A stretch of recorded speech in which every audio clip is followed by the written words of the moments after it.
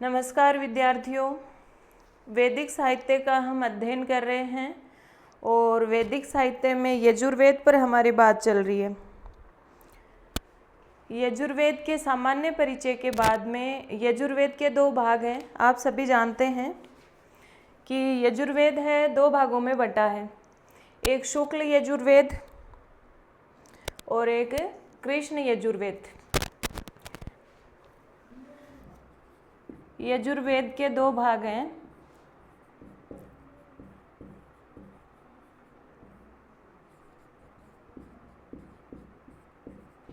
कौन सा वेद दो भागों में बटा है? यजुर्वेद दो भागों में बटा है, कृष्ण यजुर्वेद और शुक्ल यजुर्वेद। आप यकीन नहीं करेंगे,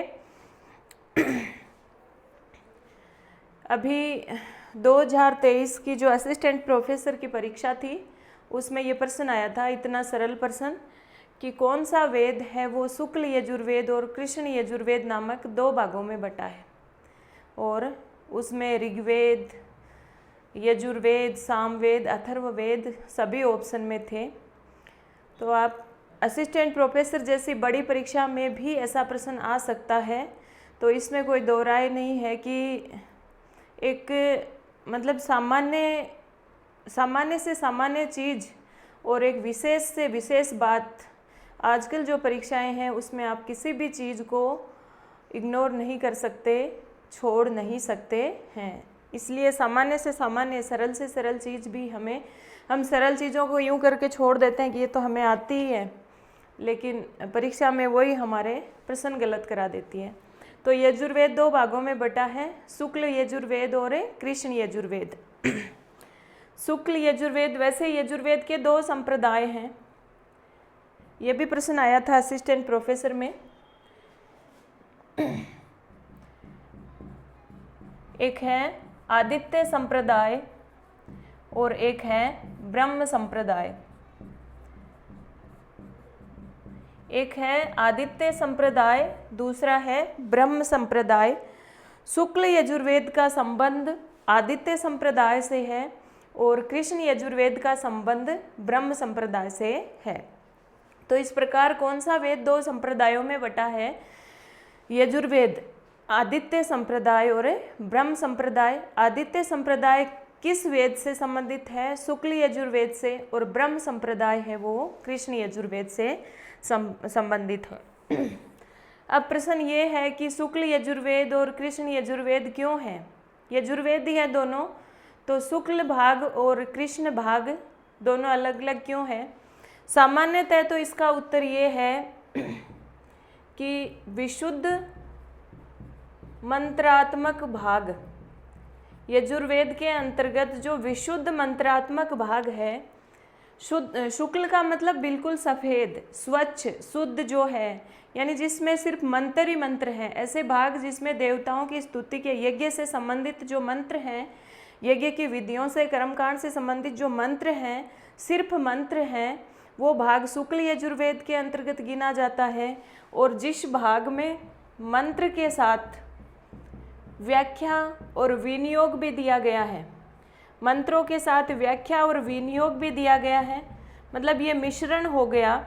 मिश्रण होने के कारण ये शुद्ध नहीं रहा, स्वच्छ नहीं रहा, इसलिए इसे कृष्ण यजुर्वेद कह देते हैं, काला यजुर्वेद कह देते हैं। ठीक है। शुक्ल यजुर्वेद में क्या है? सिर्फ मंत्र हैं, और कृष्ण यजुर्वेद में मंत्रों के साथ व्याख्या और विनियोग भी है, इसलिए ये शुद्ध नहीं रहा, स्वच्छ नहीं रहा, इसलिए ये कृष्ण यजुर्वेद कहलाया। ये दो भाग हो गए। अब इसके पीछे एक किंवदंती और भी है, एक आख्यायिका उपलब्ध होती है, आख्यान उपलब्ध होता है कि जो शुक्ल यजुर्वेद जो है उसको, शुक्ल यजुर्वेद को एक तो वाजसनेयी संहिता कहते हैं, शुक्ल यजुर्वेद का दूसरा नाम वाजसनेयी संहिता, ये इसकी शाखा भी है, और शुक्ल यजुर्वेद का दूसरा नाम भी है, माध्यन्दिन संहिता भी कहते हैं। शुक्ल यजुर्वेद को वाजसनेयी संहिता और माध्यन्दिन संहिता भी कहते हैं। ऐसा क्यों है? देखिए, शुक्ल यजुर्वेद के से संबंधित जो ऋषि हैं उनका नाम है ऋषि याज्ञवल्क्य। शुक्ल यजुर्वेद के ऋषि कौन हैं? याज्ञवल्क्य हैं। शुक्ल यजुर्वेद के दृष्टा ऋषि याज्ञवल्क्य हैं और याज्ञवल्क्य के पिता का नाम वाजसनी था। याज्ञवल्क्य के पिता का नाम क्या था? वाजसनी था। अब वाजसनी के पुत्र होने के कारण याज्ञवल्क्य क्या कहलाए? वाजसनेय कहलाए। और वाजसनेय कहलाए तो इनके द्वारा दृष्ट जो वेद है, जो शाखा है, वो वाजसनेय संहिता कहलाई। तो एक कारण तो ये हुआ, शुक्ल यजुर्वेद को वाजसनेय संहिता क्यों कहते हैं? क्योंकि इसके दृष्टा ऋषि कौन है? याज्ञवल्क्य हैं और याज्ञवल्क्य के पिता का नाम वाजसनी था, तो याज्ञवल्क्य वाजसनेय कहलाए और इनकी संहिता वाजसनेय संहिता कहलाई। पहला कारण तो ये है। दूसरा ये है, माध्यन दिन वाला कारण ये है कि जो याज्ञवल्क्य थे ना, इनके गुरु का नाम था वैशंपायन। वैशंपायन ही तो यजुर्वेद के मुख्य आचार्य हैं। वैशंपायन से याज्ञवल्क्य ने शिक्षा प्राप्त करी, विद्या प्राप्त की। एक बार वैशंपायन याज्ञवल्क्य से रुष्ट हो गए, नाराज हो गए और उन्होंने कहा कि मेरी विद्या वापस लौटा दो। तो याज्ञवल्क्य ने भी गुस्से में आकर वो सारी की सारी विद्या वापस उगल दी। अब विद्या जब उगल दी तो उस उगली हुई विद्या को, वो उगली हुई विद्या क्या हो गई? अस्वच्छ हो गई। और जो वैशंपायन थे उनके कुछ दूसरे शिष्य थे, उन्होंने उस उगली हुई विद्या को तित्र बनकर ग्रहण कर लिया। तित्र बनकर ग्रहण कर लिया तो वो विद्या कृष्ण कहलाई। यानी उगली हुई विद्या थी, अस्वच्छ थी, इसलिए कृष्ण यजुर्वेद में चली गई वो विद्या। और फिर कृष्ण यजुर्वेद की मुख्य शाखा क्या है? तैत्तिरीय संहिता। तो उन लोगों ने तित्र बनकर उसको ग्रहण किया, इसलिए उसकी शाखा क्या कहलाई? तैत्तिरीय संहिता कहलाई। तो कृष्ण यजुर्वेद की मुख्य शाखा क्या है? तैत्तिरीय संहिता। और फिर जब विद्या उगल दी याज्ञवल्क्य ने, फिर उन्होंने क्या किया? मध्याह्न के सूर्य के पास जाकर उस सूर्य से वापस वो विद्या ग्रहण कर ली और वो शुक्ल, सूर्य से ग्रहण की इसलिए शुक्ल विद्या हो गई और उसको माध्यन दिन संहिता भी कहा गया, क्योंकि मध्याह्न के सूर्य से ग्रहण करी ना। तो इस तरह से शुक्ल यजुर्वेद की संहिताएं वाजसनेय संहिता और माध्यन दिन संहिता शुक्ल यजुर्वेद का अन्य नाम है और कृष्ण यजुर्वेद की मुख्य संहिता तैत्तिरीय संहिता कहलाई। इस प्रकार की का आख्यान इसके विषय में उपलब्ध होता है। तो यजुर्वेद दो भागों में बटा है, शुक्ल यजुर्वेद और कृष्ण यजुर्वेद। अब यजुर्वेद की कितनी शाखाएं हैं? यजुर्वेद के अंतर्गत शाखाएं कितनी हैं? तो सबसे पहले पतंजलि के महाभाष्य के अनुसार, पातंजल महाभाष्य के अनुसार, महाभाष्य के प्रथम आहनिक के अनुसार पतंजलि ने महाभाष्य में क्या कहा है? 100 अध्वर्यु शाखा। यानी यजुर्वेद की कितनी शाखाएं हैं? 100 शाखाएं। पतंजलि ने यजुर्वेद की कितनी शाखाएं बताई हैं? 100 शाखाएं बताई हैं। और ऋग्वेद की कितनी बताई थी? 21 शाखाएं बताई थी। और शौनक चरण व्यू ग्रंथ के अनुसार यजुर्वेद के अंतर्गत 86 शाखाएं हैं। वर्तमान में जो उपलब्ध शाखाएं हैं वो कितनी हैं? 6 हैं। यजुर्वेद की वर्तमान में उपलब्ध शाखाएं कितनी हैं? 6 हैं, जिनमें से शुक्ल यजुर्वेद की शाखाएं कितनी? 2 और कृष्ण यजुर्वेद की शाखाएं कितनी हैं? 4 हैं। वर्तमान उपलब्ध शाखाएं यजुर्वेद की 6 हैं, शुक्ल यजुर्वेद की 2 हैं और कृष्ण यजुर्वेद की 4 शाखाएं हैं। तो अभी हम यजुर्वेद की शाखाओं पर बात करते हैं। सबसे पहले हम शुक्ल यजुर्वेद की शाखाएं, शुक्ल यजुर्वेद की शाखाएं। शुक्ल यजुर्वेद की कितनी शाखाएं हैं? 2। एक तो है माध्यन दिन या इसी का दूसरा नाम है वाजसनेयी शाखा या संहिता। माध्यन दिन या वाजसनेयी संहिता, और माध्यन दिन या वाजसनेयी संहिता ही सबसे प्रमुख है। और इसके बारे में आपको इतना ही याद रखना है कि इस शाखा में 40 अध्याय हैं और 1975 मंत्र हैं। कितने मंत्र हैं? 1975 मंत्र हैं। प्रश्न यही पूछा जाएगा माध्यम दिन संहिता में से, अगर प्रश्न पूछा जाता है तो यही पूछा जाएगा कि कितने मंत्र और कितने अध्याय हैं। तो ये अध्याय और मंत्रों में बटी है, 40 अध्याय और 1975 मंत्र हैं। दूसरी शाखा है काण्व शाखा। तो काण्व शाखा जो है उसमें भी 40 अध्याय हैं और ये अध्यायों के साथ अनुवाकों में भी बटी है। 328 अनुवाक हैं और इसमें मंत्र अलग हैं, 2086 मंत्र हैं। जो काण्व संहिता है उसमें 40 अध्याय, 328 अनुवाक और 2086 मंत्र हैं।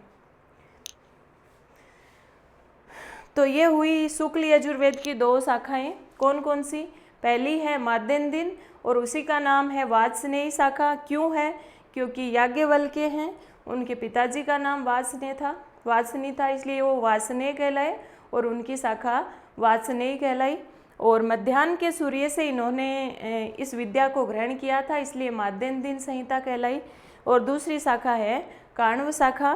दोनों में ही 40 अध्याय हैं और मंत्र दोनों में अलग हैं। माध्यम दिन संहिता में 1975 मंत्र हैं और काण्व शाखा में 2086 मंत्र हैं। अब ये जो शाखाएं हैं, इनके जो 40 अध्याय हैं उनमें क्या क्या बातें हैं उनको भी हमें थोड़ा देखना पड़ेगा। प्रत्येक अध्याय का तो नहीं, लेकिन कुछ विशेष अध्याय यजुर्वेद के प्रतिपाद्य विषय, वर्ण विषय का हमें थोड़ा सा ज्ञान होना चाहिए कि किस अध्याय में कौन सी महत्वपूर्ण बात है। ऐसा प्रश्न आजकल पूछा जाता है, तो देख लेते हैं अभी।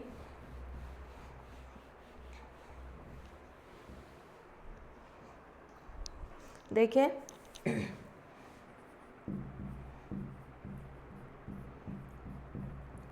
शुक्ल यजुर्वेद का प्रतिपाद्य विषय।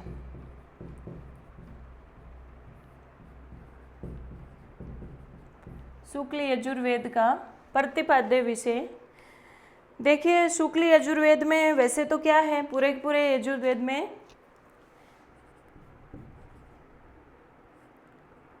यज्ञ विधि के कर्मकांड और पाठ्य मंत्र, पूरे यजुर्वेद में यही तो चीज़ है। यज्ञों के कर्मकांड के मंत्र और कर्मकांड की विधियां और पाठ्य मंत्र। लेकिन कौन से अध्याय में कौन से मंत्र हैं, कौन से कर्मकांड हैं, कौन से यज्ञ के कर्मकांड हैं, वो हमें देखना है। तो ये जो प्रतिपाद्य विषय हम देख रहे हैं वो वाजस्नेयी संहिता के अनुसार है। वैसे दोनों ही संहिताओं में सेम ही बातें हैं, तो अभी हम वाजस्नेयी संहिता के अनुसार देख रहे हैं। वाजस्नेयी संहिता के अनुसार अध्याय 1 व 2 में क्या है? अध्याय 1 व 2 में है दर्श एवं पौर्णमास याग का वर्णन है। याग मतलब वही यज्ञ। दर्श और पौर्णमास याग का वर्णन है। दर्श याग कौन सा होता है? दर्श याग होता है अमावस्या के बाद जो एकम आती है, प्रतिपदा जो आती है, उसको जो याग किया जाता है उसे दर्श याग कहते हैं। दर्श याग की बहुत सारी विशेषताएं हैं। कब होता है ये? अमावस्या के बाद जो प्रतिपदा आती है उस समय दर्श याग किया जाता है, यज्ञ किया जाता है। और पौर्णमास याग कब किया जाता है? ये पूर्णिमा को होता है। पौर्णमास याग पूर्णिमा को होता है। तो अध्याय 1 व 2 में दर्श और पौर्णमास याग है। अब अध्याय 3 में क्या है? अध्याय 3 में है जो अग्निहोत्र याग है, अग्निहोत्र यज्ञ है, तथा चातुर्मास्य इष्टियाँ। इष्टि का अर्थ भी यज्ञ ही होता है। चातुर्मासे इष्टियाँ। चातुर्मास्य का मतलब है 4 मास पर जब ऋतु परिवर्तन होता है तो उस समय जो यज्ञ किए जाते हैं उन्हें चातुर्मास्य इष्टि कहते हैं। ठीक है, तो अध्याय 3 में अग्निहोत्री याग है और चातुर्मास्य इष्टियों का वर्णन है। अध्याय 4 से लेकर 8 तक क्या वर्णित है? अध्याय 4 से 8 तक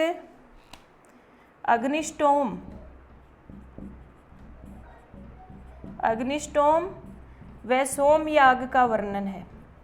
अब ये अग्निष्टोम और सोम याग क्या हैं?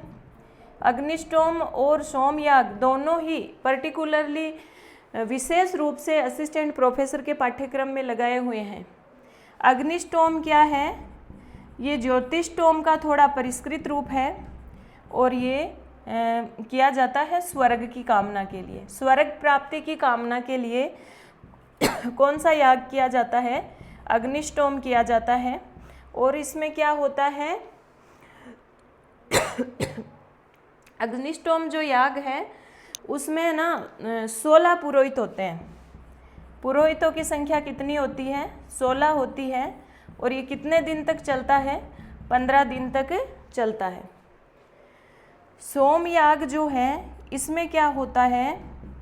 सोम याग में सोम रस प्लस दूध मिलाकर आहुति दी जाती है। सोम रस और दूध मिलाकर आहुति दी जाती है और ये दिन में 3 बार होता है। प्रातः सवन, मध्याह्न स्वन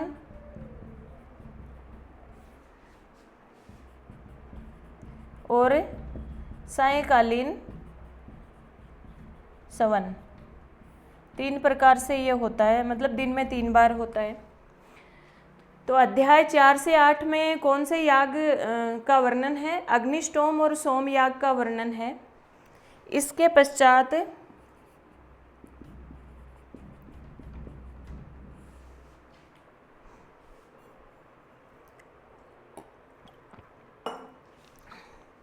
अध्याय 9 व 10 इनमें राजसूय और वाजपेय यज्ञ का वर्णन है। ये सभी महत्वपूर्ण, वैसे तो बहुत सारे हैं लेकिन ये महत्वपूर्ण बातें हैं कि 1 व 2 अध्याय में दर्श और पौर्णमास यज्ञ का वर्णन है। तीसरे अध्याय में अग्निहोत्र और चातुर्मास्य इष्टि का वर्णन है। 4 से 8 तक सोम याग और अपने अग्निष्टोम का वर्णन है और 9-10 में राजसूय और वाजपेय यज्ञ का वर्णन है।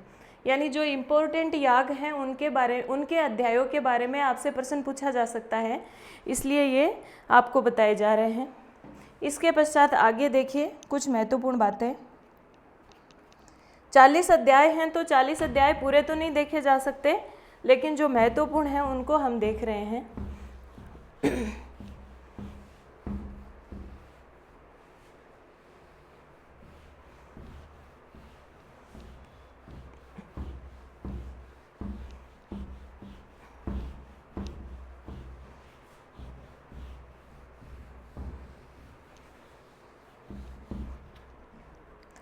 शुक्ल यजुर्वेद का जो 16वां अध्याय है,